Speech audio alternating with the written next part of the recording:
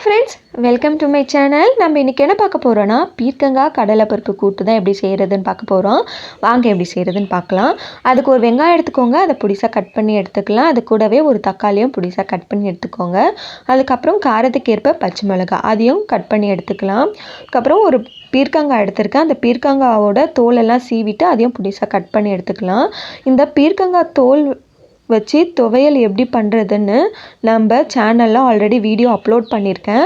அதுக்கான லிங்க்கும் டிஸ்கிரிப்ஷனில் கொடுக்குறேன். தேவைப்படுறவங்க செக் பண்ணி பார்த்துக்கோங்க. அதுக்கப்புறம் ஒரு 1/2 கப் அளவுக்கு கடலைப்பருப்பு எடுத்திருக்கேன். அதை ஒரு 10 நிமிஷம் நல்லா ஊற வச்சு கழுவி எடுத்துக்கலாம். கழுவி எடுத்த பிறகு ஒரு குக்கரில் சேர்த்துட்டு அதுக்கப்புறம் இந்த பருப்பு வேகிற அளவுக்கு தண்ணியும் சேர்த்துக்கோங்க.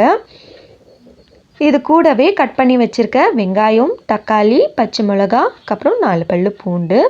இது கூடவே ஒரு 1/2 டேபிள் ஸ்பூன் சீரகம், 1/2 டேபிள் ஸ்பூன் மஞ்சத்தூள், 1/2 டேபிள் ஸ்பூன் பெருங்காயத்தூள், அதுக்கப்புறம் 1 டேபிள் ஸ்பூன் எண்ணெய். இதெல்லாம் சேர்த்துட்டு குக்கர் மூடி போட்டு நல்லா வேக விட்டுடலாம். இது ஒரு 4 விசில் வரணும்.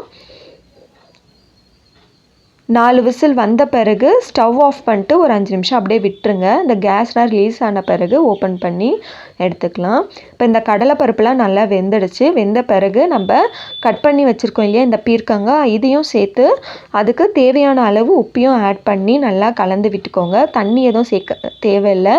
இந்த பருப்பில் இருக்க அந்த கொஞ்சம் தண்ணியே நமக்கு போதும். பீர்க்கங்காய் சீக்கிரமாக வெந்துடும். இந்த காய் நல்லா வெந்த பிறகு 1 டேபிள் ஸ்பூன் தேங்காய் விழுது எடுத்து வச்சுருக்கேன். அந்த விழுதையும் ஆட் பண்ணி நல்லா கலந்து விட்டு ஒரு 2 நிமிஷம் கொதிக்க விட்டு இறக்கிடுங்க. நம்ம அதுக்கப்புறம் தாளிப்புக்கு ஒரு கடாயில் கொஞ்சமாக எண்ணெய் ஊற்றிக்கோங்க. அது கூடவே கடுகு நல்லா பொரிஞ்ச பிறகு 2 காஞ்ச மிளகா, அது கூடவே கொஞ்சமாக கருவேப்பிலை இதெல்லாம் ஆட் பண்ணி நல்லா தாளித்து ஊற்றிட்டு நல்லா கலந்து விட்டு சர்வ் பண்ணிங்கன்னா நம்மளோட சுவையான பீர்க்கங்காய் கடலை பருப்பு கூட்டு ரெடி ஆகிடுச்சு. கண்டிப்பாக உங்கள் வீட்டில் ட்ரை பண்ணி பாருங்கள். வீடியோ பிடிச்சிருந்தா மறக்காமல் லைக் பண்ணுங்கள். தேங்க்யூ.